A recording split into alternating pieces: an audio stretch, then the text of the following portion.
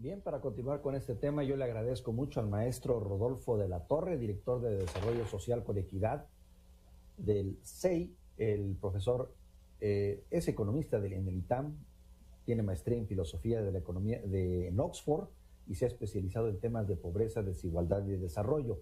Acabas de presentar un estudio muy completo, profesor. Le saludo con afecto, Rodolfo, que habla precisamente sobre este tema, el tema de la educación y la movilidad. ¿Podrías platicarnos más, Rodolfo? Buenos días. Muy buenos días a toda la audiencia. Efectivamente, hemos realizado un reporte sobre la movilidad social educativa que consiste en establecer cuáles son las posibilidades de que los hijos puedan superar la educación que recibieron los padres, la escolaridad. Y lo que encontramos es que esta serie de oportunidades para alcanzar logros educativos es muy diferente en las distintas regiones del país.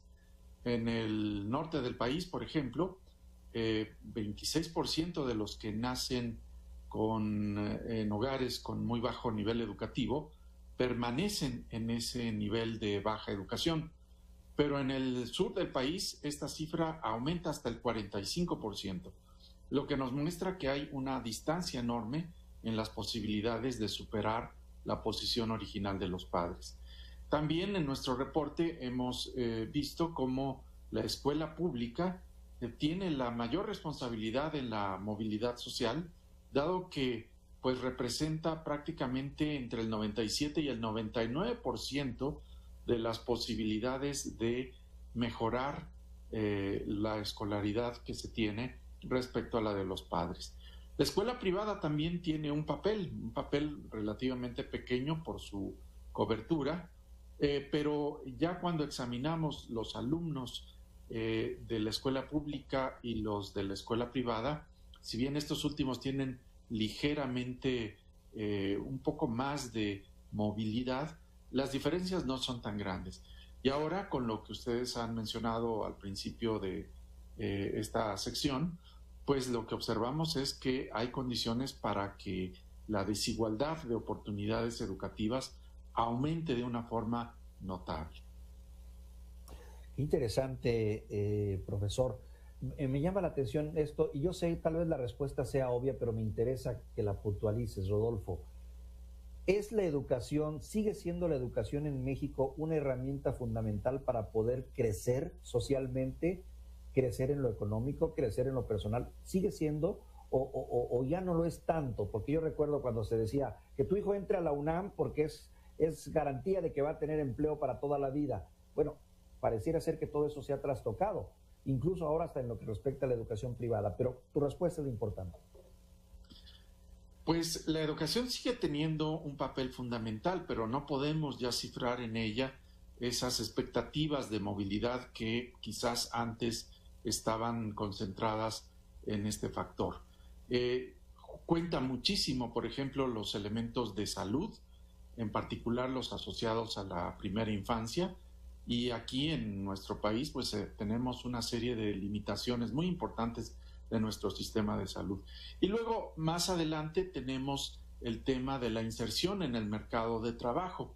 Desafortunadamente, muchos estudiantes abandonan la escuela a edades relativamente tempranas, entre los 15 y los 17 años, para pues llevar un poco de ingreso a sus casas. Pero esto lo que significa es sacrificar una trayectoria laboral estable dentro de la formalidad y con mejores ingresos. Así es que es un paquete mucho más amplio, no es solamente la educación, pero por supuesto sigue siendo clave.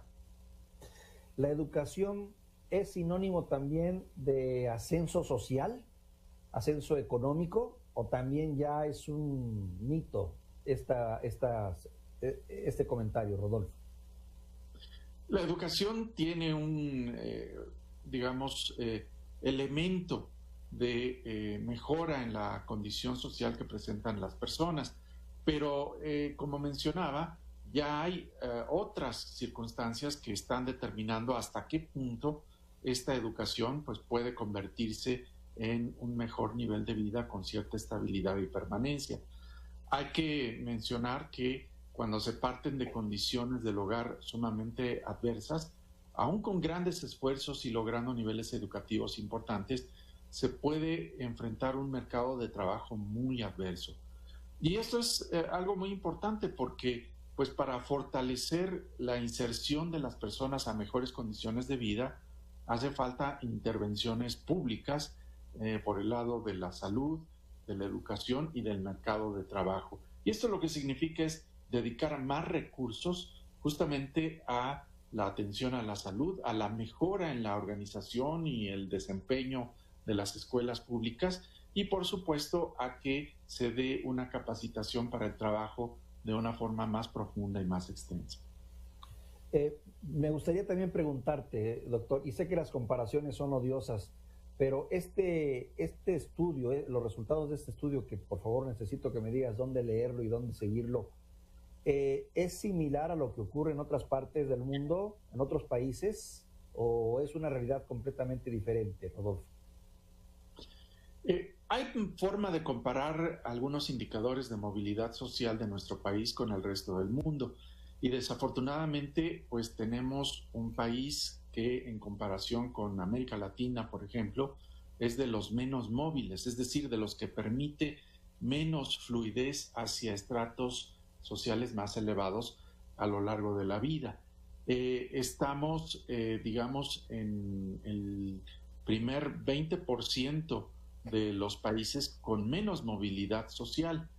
Y además, pues tenemos obstáculos que, aún siendo coyunturales, pues son todavía más profundos que los que tenemos en otros países. Lo que ha ocurrido con la pandemia, por ejemplo, en donde pues México se encuentra ya en cuarto lugar en el número de fallecimientos, se traduce en una disrupción de la actividad económica y también de la actividad educativa que no tiene comparación con lo que ocurre, por ejemplo, con países europeos. Sí, hay algunas similitudes con países de América Latina. Así es que también por estas circunstancias tenemos problemas. El estudio se puede consultar en la página web del Centro de Estudios Espinosa Iglesias, que es www.cey.org.mx, en donde toda la información es gratuita e incluso para aquellos que quieran hacer análisis se presenta toda nuestra base de datos y algunos programas interactivos que pueden consultar.